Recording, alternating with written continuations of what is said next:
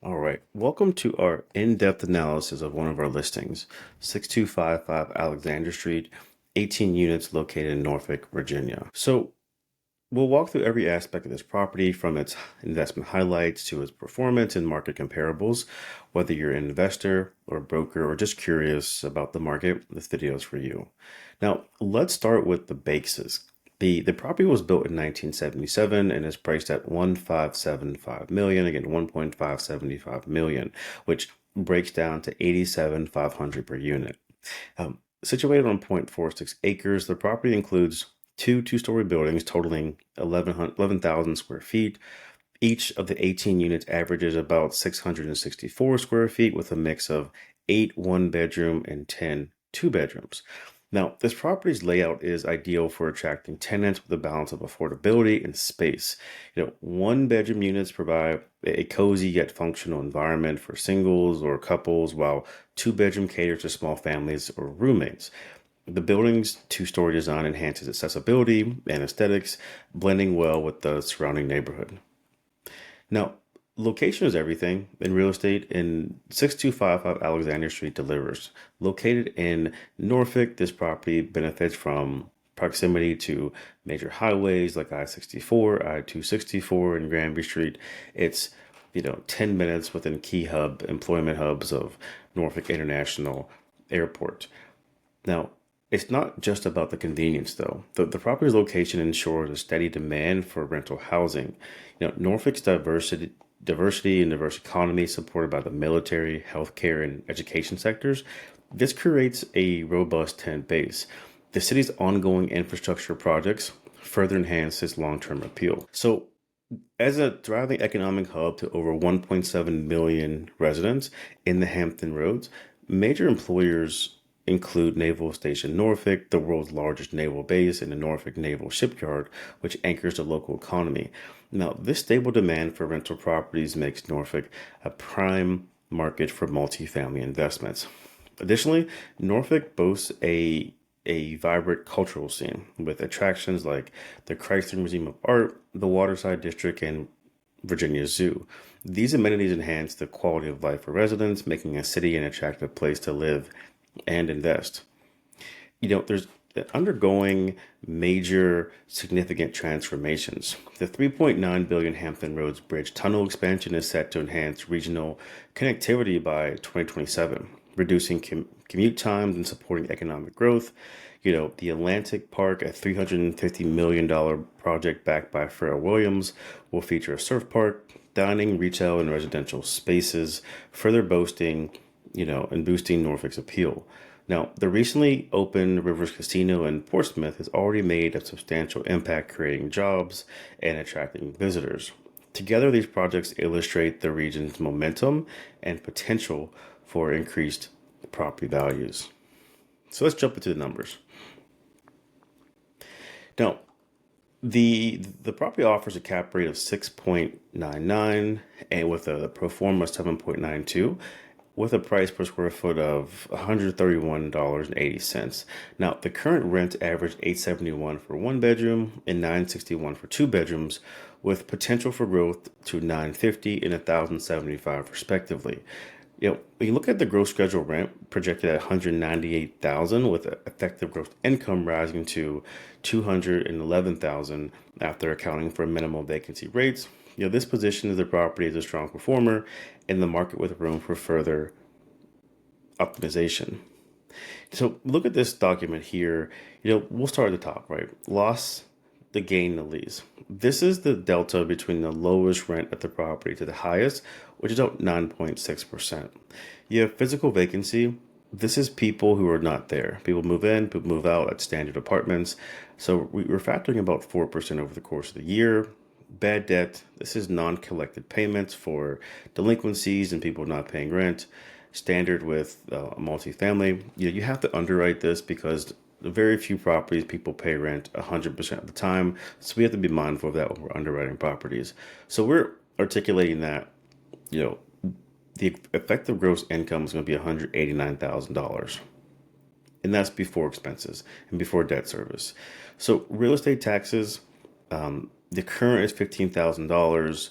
we know year one they're going to adjust, and they will go up when the property is reassessed by the city. Insurance, about 10,800, which is about 600 per unit. Electric, there's common area, there's a laundry room on site. Water and sewer, this is the water bill. The owner does pay the water. I think this is pretty standard for this demographic and this vintage. There's 2 water meters at the property, 1 for each building. Repairs and maintenance at about 600 per unit. This is all the routine maintenance. So these are things that are standard with owning a multifamily properties. Things break, things clog, things get stuck, etc., etc. These are standard wear and tear on the property. Contract services. These are third-party services. So, for example, you have landscaping or pest control or laundry service or anything where you're contracting out to do things. Marketing and advertising, we have this at $50 per month. This is the property's ability to market. Lenders are going to want to understand and make sure that you're marketing your property to keep it occupied. So whether that's ads or product placement somewhere, or if you have a new sign in the yard, right? These are things that the bank is going to want to see to know that you're marketing, keeping your property occupied. General administrative, these are kind of miscellaneous fees. So this could be accounting services, this could be bank fees, this could be your CPA fees. This could be printing fees and paper. Really miscellaneous things go in this one. General admin. Operating reserves at $250 per unit. This is how much a bank will require for a rainy day, we call it. So the bank is going to require you to save money and put money aside. And we put this above the line because as a buyer, you don't get this money. So we're not going to include it in your income because the bank wants to make sure that there's money set aside for you as a buyer in case something happens. The roof blows off, a big hole in the parking lot, something where you need money now. And instead of hoping you have it in your bank account, the bank says we'll take it and hold it for you in an escrow account. And lastly, management fees at 8% is pretty standard for the area. We see with property management that can go up or down. At 8%, you're looking at really routine things.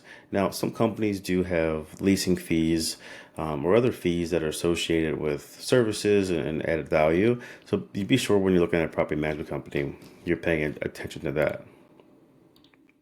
Let's look at market comparables. So we're going to jump with 524 Ashlawn here, which is number 1. This is the same submarket, very similar demographic that sold in 2022. You'll notice that with the sales comps, because of the market and the volatility it's had or lack thereof in the last few years, we're mindful of finding comps of similar vintage and style and demographic and renovation quality. So we found a few here. You can see these are close. Now, number 2 here was recent. That was an Ocean View, better area demographic. You can see the sales price and the price per unit was so much higher. This one is also in an area called Ocean View. This is a slightly more desirable area. You can see the price per unit is higher. So on a price per unit, we're at 80, 85, and the average is 84. So our pricing is right aligned with where the market is bearing for similar vintage. Rent comparables, you can see here you have a tight knit group of properties. We estimate, if a renter is driving to Alexander Street, they're also driving to these other properties. So what does that look like? How much are they getting? And you can see here at Alexander Street, the rent per square foot is $154 with occupancy at 93%. Your neighbors right down the street on the other side of the street are getting very similar rents. Now, keep in mind, these are 1 and 2, so it is an average. Average is 1.13 per square foot. This is a market that's not super stickler on this per square foot metric.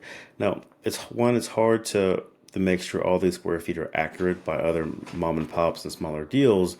So it's not a metric that's used often, but kind of gauge the general area of where it's at. Again, more rent comparables. We spaced it out. The 1-bedroom rents are $1.45. So this one bedroom rents are getting strong rental rates compared to the market. And then we have the two bedroom rates at 126 on average, and we're at 134. So we are getting strong rents, and there's more room to go as you upgrade the property. And that's it. This is a, again, quick synopsis of the area of the property, and hope you found it valuable. Thanks for watching.